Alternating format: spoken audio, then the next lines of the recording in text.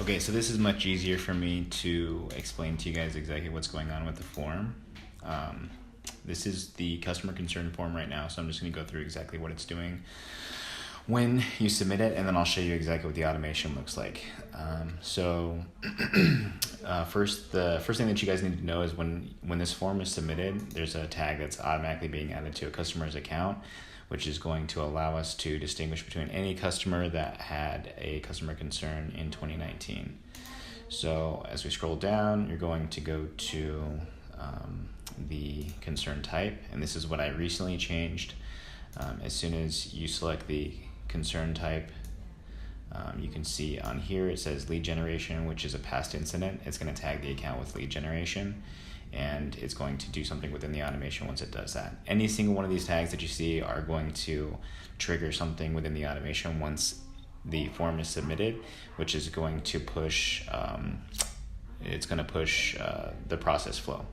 So this one right here is a damage case. This is something that Jason added to the form, so I'm actually not using this tag, but I left it alone because I'm not sure what he's doing with it. So I'm going to go ahead and scroll down. When you take a look at the delegated to resolve, you can see on the left-hand side here the options that are available. If I add a condition, I can look to see who is delegated to resolve and the tag that's triggered based off of that delegation. So these are all the people that are within the form, and if they are delegated to resolve, it's going to trigger an action within that automation. If I scroll down, I don't believe there's any other tags on these. Has the issue been resolved? No tag for that. Resolution provided. There are some tags that are going with that. One is a redo. Jason wants to see if there is a redo occurring, or how many redos, so you can actually run a report based off of that. And then I have a tag on there called code green, and this is a precursor to a real incident with a client. And this is anytime that a client is rescheduled, we have a code green tag that's going on here. So the great thing that we can do with this is distinguish between any client that was rescheduled. We can offer them some sort of a promotion. We can offer them an apology letter, something like that, if we decide we want to use that tag for anything in the future. Right now, I'm not using that tag for anything. So I'm going to scroll down. This is another tag that's triggered. So I want to know if the client has been rescheduled on multiple occasions. If that is the case, this is immediately marked with a code red, because I want to know if this client is going to have a reason to be irate, and that will be a key indicator as to the urgency of how quickly we need to reach out to that client, or the level of their discontentment with our company at this point. I'm going to keep scrolling down. No tags there. Is this client irate? Same tag, code red. I want to know if this client is really upset, because if that is the case, then we need to make sure that we put this fire out very quickly. So the great thing about all these tags that you guys are seeing is, I think in terms of what you're expecting for how to continue to roll out these processes with our customer concerns, you can utilize these tags based off of key indicators within the actual form itself. There's only one more tag, and it's needs the callback today. So this is the condition that's triggered. This is the tag that's triggering a condition if that is the case. So it's a customer concern urgent. And as we move over to the automation, you're going to see exactly what those tags do. So this is the build out for the automation for that form. And this is how the process can become complex if you don't understand what's going on. So let me just roll through a scenario that you might see. So on the very top here, you can see the start of the automation. This is going to tell you that the customer concern form was completed. The arborist and management are notified of various degrees of customer concerns, and this can be so a customer concern form can be filled out on either a client or a lead. So that's basically what this is showing you right here. I do want to allow re-entry of clients into this process in case there is another customer concern 30 minutes down the road, an hour down the road, or or days. We want to make sure that we are able to create some sort of a reaction if the customer has indicated some sort of a concern, whether it be a reschedule and then they call back and they tell us that they're upset. Like, that's something that's important to know. So that's why we've allowed the reentry process right here. So this is going to show you that the automation is going to get triggered as soon as one of several different forms are submitted, but right now it's the newly created form, which was revised in March of 2019. So I'm going to close that out. So the first step that you see is duplicated with all the participants within the automation. So the first thing that you're going to see is if the form was submitted as urgent, and Anthony Pena is the arborist that has been that's responsible for taking care of the problem, these tags are going to trigger an automation.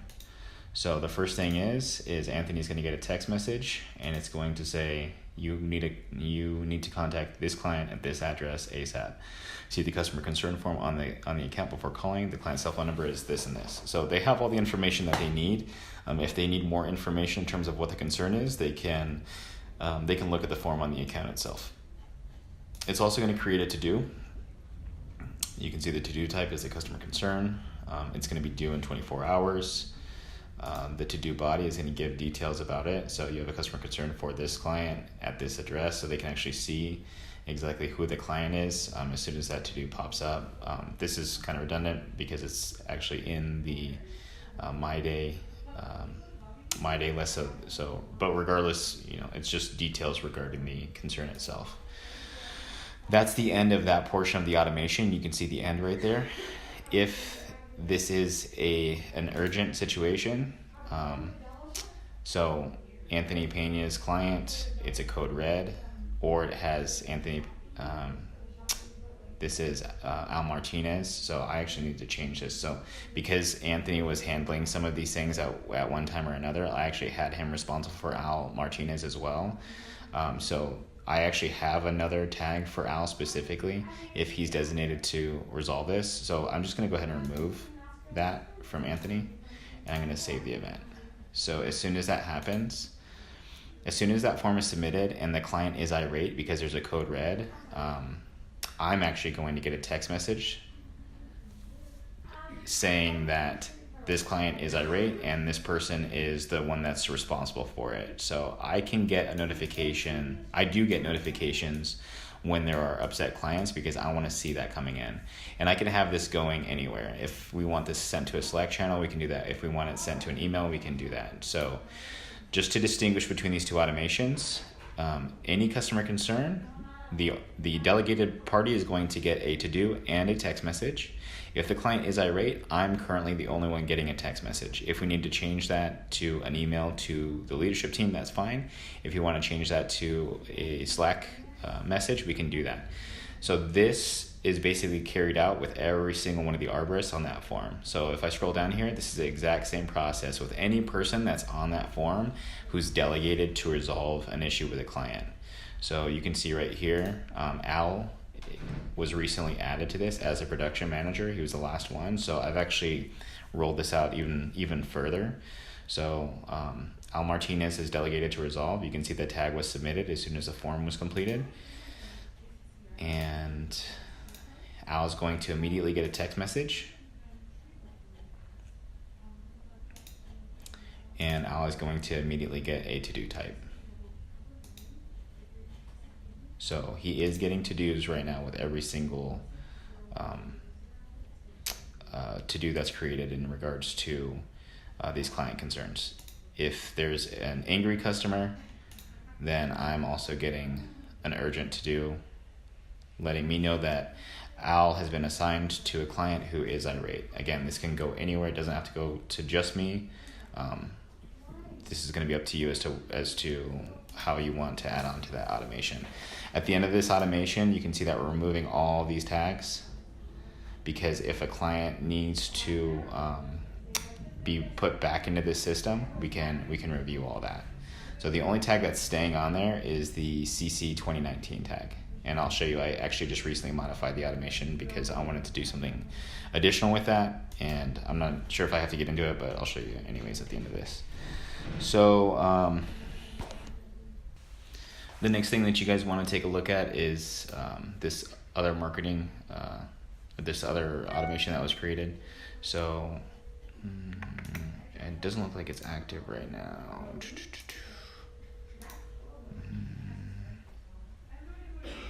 Which is fine, so I'm just going to turn that off. Sales.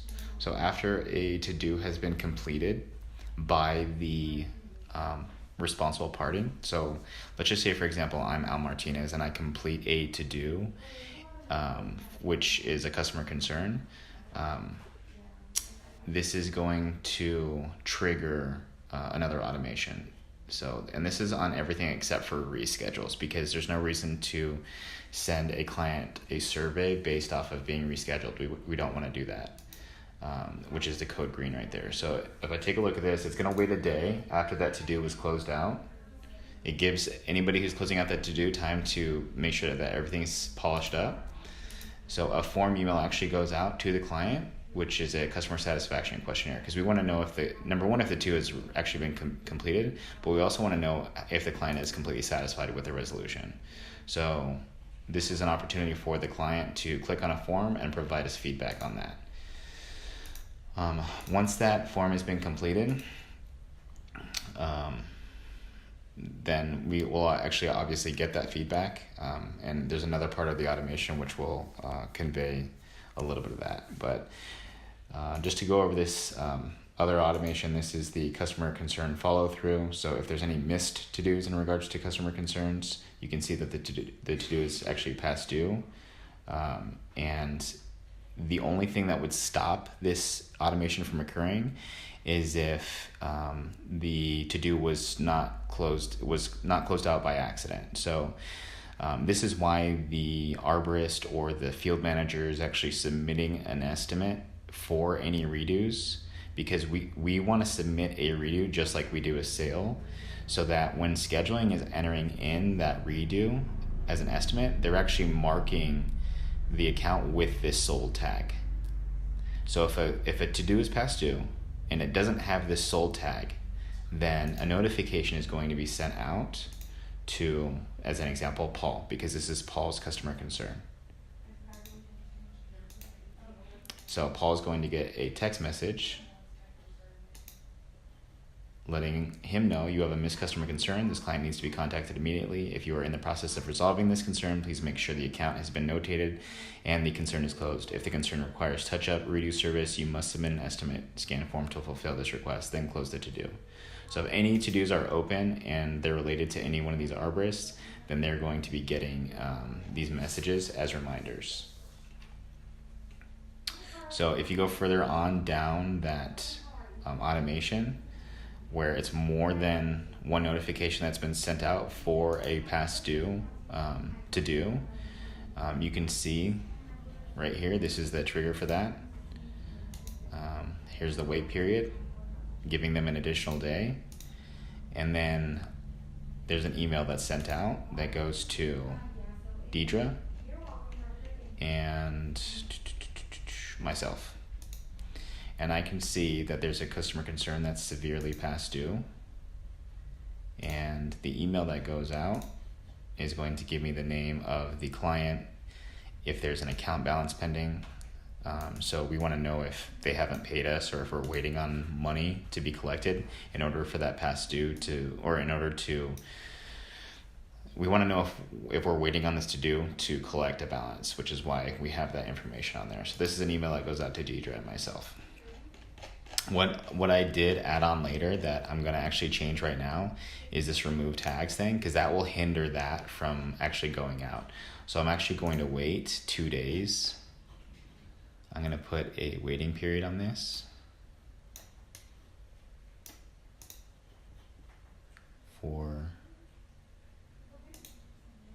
I'm going to actually do 3 days before it removes those tags, because that would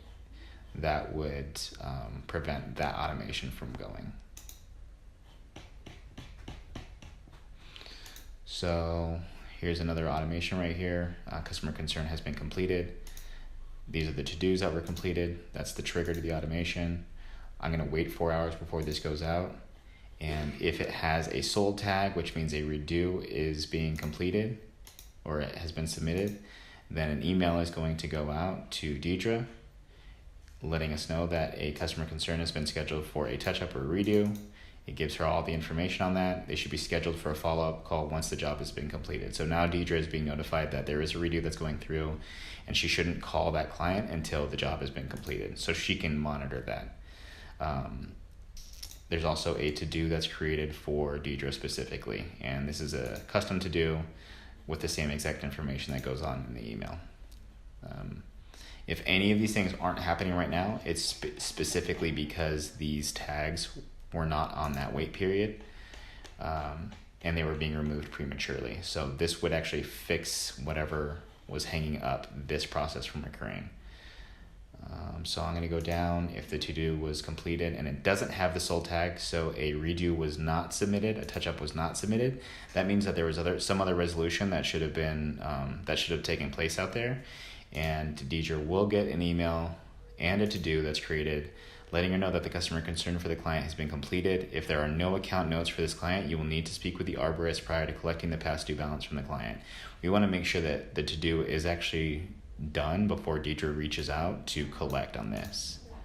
So that's basically what that to-do is doing. I'm going to go over to this other automation right here.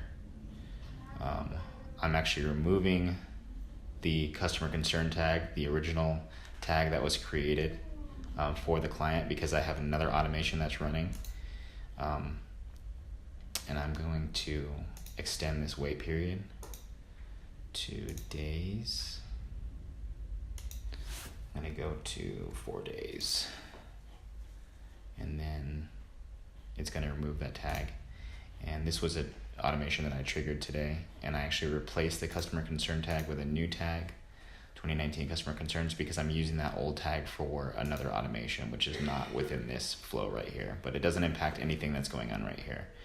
This is completed, so I'm going to turn this off, and I'm going to save it. If you guys have any questions, make sure that you let me know, but this is really the best way to cover exactly what's happening. If you want to add anything to this process, or if anything's confusing to you, make sure that you get with me and we can fix it, or we can do whatever we need to do to make sure that it's working correctly. Thank you. Bye.